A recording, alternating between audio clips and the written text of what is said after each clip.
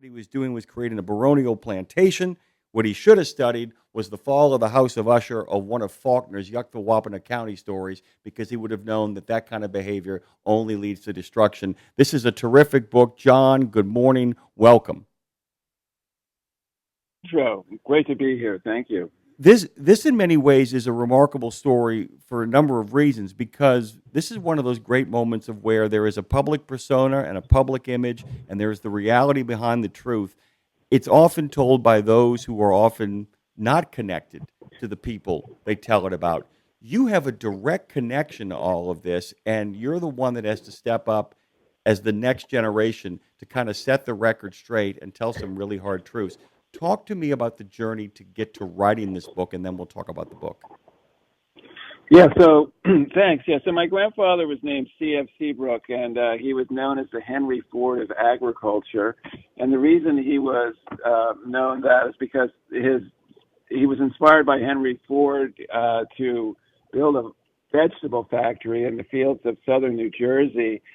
And eventually that turned into a frozen vegetable factory when he met Clarence Birdseye.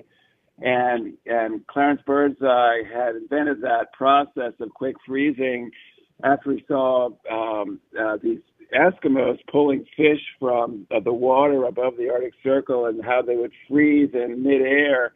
And then months later would be warmed up and taste just as fresh as when they were caught. And he thought, oh, well, if I can do that in the laboratory and patent it, I'll have a great business. And so he did that for fish and for poultry, but he couldn't figure out vegetables. And my grandfather, who had this big vegetable plantation in New Jersey, said, oh, well, I'll take a crack at that. And he did. He figured out how to. It turned out he had to cook them a little bit first before you froze them, and so he created Seabrook Farms Frozen Vegetables. And even though it was a mechanized operation, it was still a gigantic agricultural operation. And so, yeah, they had all these machines and technology, but they also needed thousands and thousands of workers at a time when fewer and fewer Americans wanted to do farm work. So basically you have labor coming in from all these different places. And during the Second World War, Japanese Americans who were interned in camps came to Seabrook to work. After the war, a lot of Estonians who were in displaced persons camps in Europe came to Seabrook to work. And these workers all sort of venerated my grandfather as their savior, and even built a museum, which is still there, to kind of celebrate him. But meanwhile, as he was treating his workers well, or some of his workers well, he was treating his family horribly, mainly because his workers were totally loyal to him and would do whatever he wanted.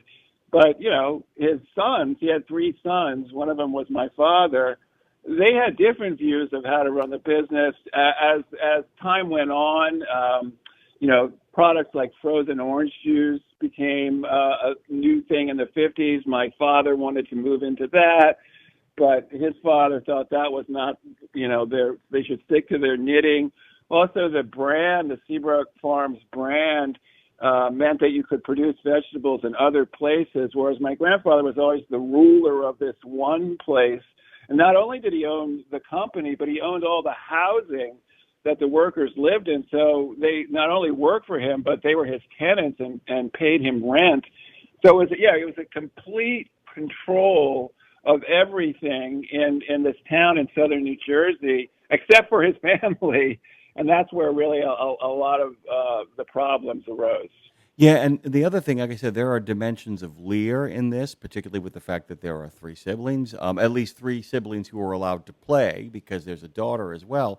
Right. And also I kept thinking about, you know, his studying of you know, what goes on in the Deep South on the plantations, and his studying of what was going on with the British aristocracy, and going over there across the seas to kind of give advice to them, not realizing the entire time he is setting himself up for the same sort of end that they all reach.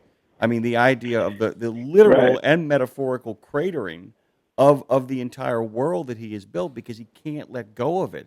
So that even though he's willing to hand the youngest son, like Cordelia, the keys to the kingdom, he never stops criticizing him at the same time. And it's a real kind of it becomes almost a cautionary story. except for the fact that it isn't just about that, it's about the dynamics of family and power as well. And I was kind of curious as you wrote this, how is your ability as a journalist to be able to detach yourself from the fact that you're telling your story? Yeah, that was the biggest challenge actually of writing the book because it's a reported memoir, and most of the action takes place before I was born. And I did that through family records and research. But of course, I had my own experience. My grandfather died when I was 5. I only met him once, and it was he was very sunk into dementia, I believe, at that point. And it was a sort of a scary encounter. So I never knew him. As a younger man, I believe that he was somewhat different. But one of the things that happened was my father was 40 years younger than his father, and he was educated at an Ivy League university, whereas my grandfather was never even attended high school. And as the company expanded and borrowed money from bankers who were also sort of Ivy League types got to sit on the board. And I think what went down was kind of a class conflict between my grandfather and my father. And my grandfather came to believe that my father was more sympathetic to the bankers on the board who wanted, the business to be run a certain way, in a more rational way than to him. And so eventually the bankers said to my father and his brothers, if you don't have this man removed and committed, the only way you're going to do this is to actually commit him, then we're going to call the loans and bankrupt the business. So then my father was faced with this choice of, whether to sort of basically betray his father and literally have him committed, or to risk losing the business. He chose the former. They tried to have my grandfather committed. They did succeed for a while, but eventually he got out, and then he sold the business in 1959, and he disowned them all. So it ended in this horrible conflict. But my father never really talked about it. And if you ever asked him, he would speak respectfully of his father. And it wasn't until he died and left me this box of documents about my grandfather's behavior, particularly in the last 10 years, and the abuse that he had heaped on my father, that I realized the true situation that my father had faced. And that was really my inspiration for writing this book. And partly it was kind of revenge.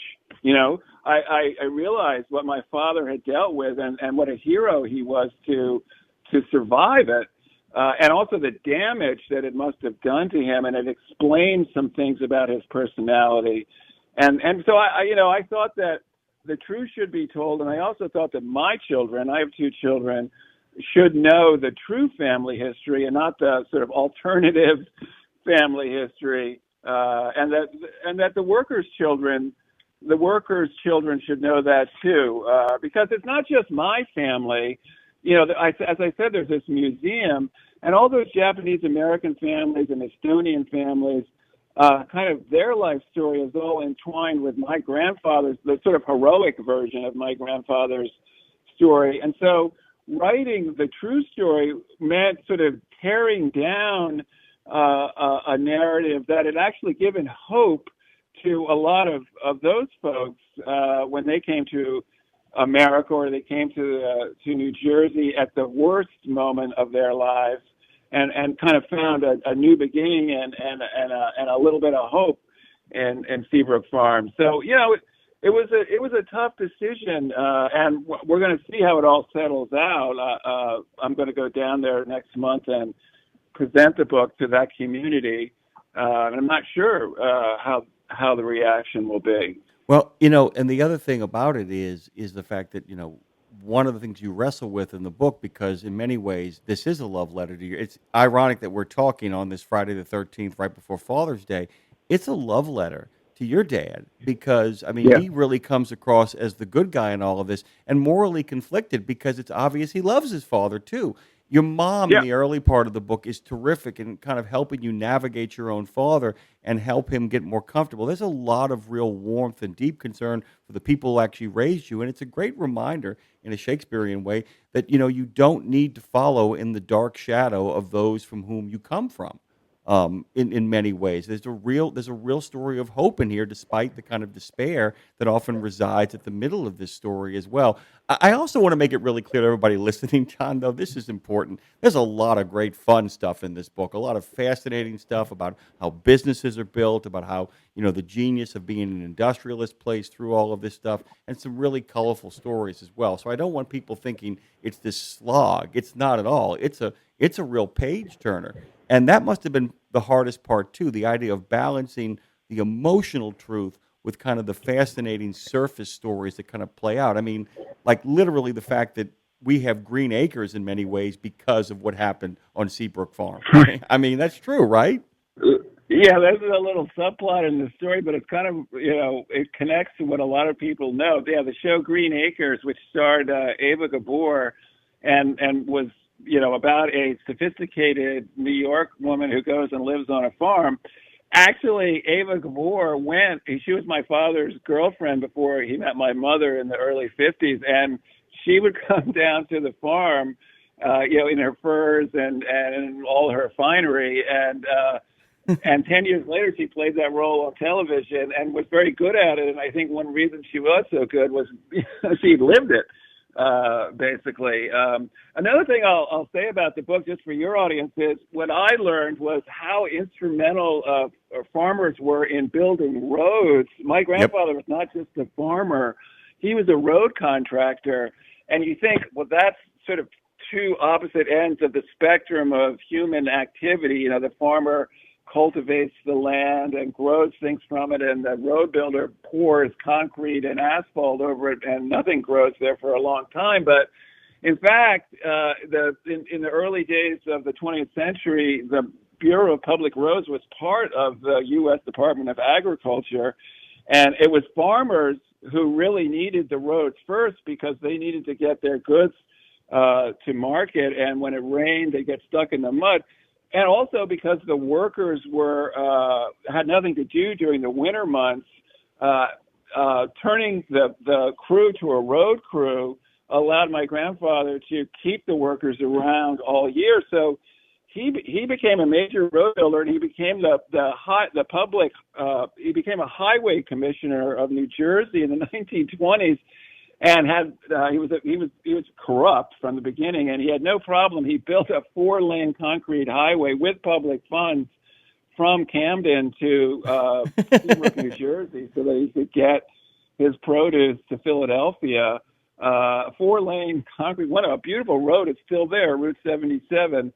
And then later, incredibly, during the 1920s, Joseph Stalin thought my grandfather was such a great road builder that he brought him over to Moscow, and as part of Russia's 5-year program to modernize, had him building thousands of miles of roads around Moscow, until it turned out that he didn't know how to build roads for Russian weather, and the roads crumbled and fell apart within a year, and then he was out there pretty quickly.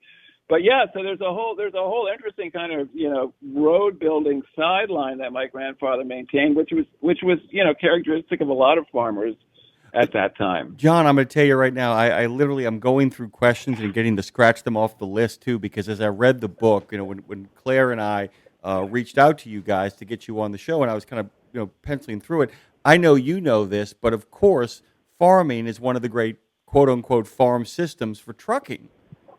It literally is. I mean, that I know we have so many truck drivers that call this show whose truck is actually on their farm. I mean, the number of men and women who actually have a double living as both farmers who own family farms, factory farms, but also have a fleet of trucks to make that happen. And you could make a case that the entire history of trucking in this country is based on the ability to deliver quickly and with efficiency goods and services, in particular, food across the country. And so these people were infinite. I mean, he literally is as important into the trucking and transportation industry as he is into frozen foods. And you know what's really fascinating, or just as an add on to that, the word truck actually originally meant produce. When what my great grandfather did was truck farming. That's what they called growing vegetables, and it's the more archaic use of the word truck as as exchange or barter. I have no truck with you. So before there were such things as we now know as trucks, truck meant produce, and yeah, my grandfather's business from the very beginning was based on having trucks to move the truck around, and the Seabrook fleet of trucks was a big it was a big part of the whole business, and then having to originally they had to pay organized crime to let the trucks come through the Holland Tunnel after that opened in the 1920s. And then later on they unionized, and I guess they made it legal or semi-legal, but for sure. And then of course, like once you invented frozen food, that wasn't like the end. That was just the beginning, because then you needed refrigerated trucks, refrigerated trains. You needed freezer, counters in supermarkets, and then you needed, freezers at home, and that all took, about 20 years to come together, and and a number of other innovations. So a lot flowed from this, idea of frozen food, and then transportation across the country, and the fact that it could last for months made it possible to move things around intercontinentally. That fresh vegetables didn't respond as well to that. Ceremony. How would you know this? We went to the ceremony over in Kansas City for the induction of the man who invented not only the ability to kind of transport frozen stuff, but also the ability to kind of store it once you got it there. All of this is interconnected. And the other thing about this book that's so wonderful about the Spinach King, the rise and fall of an American dynasty, it's not just a matter of his history. It's also American history, which is in many That's ways, right. I was so surprised by that how much of this was about America writ large, and not just That's about right. his story, correct? Well, what's kind of interesting is that my family falls into these kind of eras of American history and the economy. So my great grandfather, who came over from England in the middle of the 19th century, was a farmer before mechanization arrived, and then my grandfather, began just as machines were coming to farms in the early 20th century. And so that whole period of mechanization, he was in the sweet spot for that. And then his sons, particularly my father, belonged to the next era, was sort of post-industrial branded marketing, consumer society economy of the 1950s. So you have in these three generations, these three distinct eras in the American economy. And so, it's a way of sort of making your way through 100 years or so of American history, but never really leaving the Seabrook family. It gives you that kind of interesting viewpoint on American history that sometimes, you need a way in, to sort of feel it. Also, you get to see the conflicts between those eras realized as conflicts between the family members. I think it's a really interesting and fun and readable way to get you through a whole bunch of American history that hopefully people will learn from. Yeah, and like I said, we kind of go back to this. There's a lot of stuff that plays out from, because it is basically rooted. The wealth is rooted in the working class, in a really kind of really hardworking working class, often segregated working class. We get to see the underneath of American culture. But I'm going back to Miss Gabor here for a second, not as the only example, but this is also a guy in your grandfather who actually aspires to be among as you say, in line with the bankers, in line with the aristocrats. So the book gives us a real kind of great view of not just what's going on the farm, the factory farm, but also what's going on in the echelons of power as well. The access to Stalin, which is extraordinary, and then of course, later on, the access to presidents, the access to, the idea he is the guy that people call for advice. So he exists in both worlds, both at the lowest level and at the highest level as well, too, right? Yeah, yeah, that's a great observation. But I also think that he didn't know. Like, yeah, he got six. He got hit. I mean, yeah, Seabrook Farms had 25,000 acres of their own. They had another 25,000 acres under contract. You could go for 8 miles in that one direction and never leave the bean fields of Seabrook, New Jersey. That size success and that amount of land, he didn't really find an equivalent in America. But when he went to England and saw the landed aristocracy and the estates that they had inherited and then kept in the family for hundreds of years, then he thought, oh, that's who I am. I'm this kind of English aristocrat, and I'm creating something at Seabrook, New Jersey, that's going to last for 500 years, like the British dukes have. And really, that's what he told his family, and then he acquired all the trappings, the clothes, and the wine. He drove a Rolls Royce, and he was very much that man. But in America, we're not. That's not who we are. No. Really. Ultimately, we're not. We don't believe in inherited aristocracy. We don't believe in kings. And I think American culture and American society just kind of eroded what he thought of himself until it kind of drove him crazy, almost. But he sort of set himself up because he looked around, there was nobody in America, or certainly not anywhere near him, that was anywhere close to what he achieved and who he was. So he thought maybe he was a British aristocrat, but it turned out he wasn't. Yeah, and I find that so interesting because and basically what John does in the book is he lays out what's going to happen bright and early, and it still ends up being fascinating because it becomes about the sequence of events, the dominoes as they begin to fall. And in some ways, he's got the same pattern as Henry Ford, the idea that what begins is kind of this epic sense of how to make things work, to be a tinkerer, to kind of build something, to create something.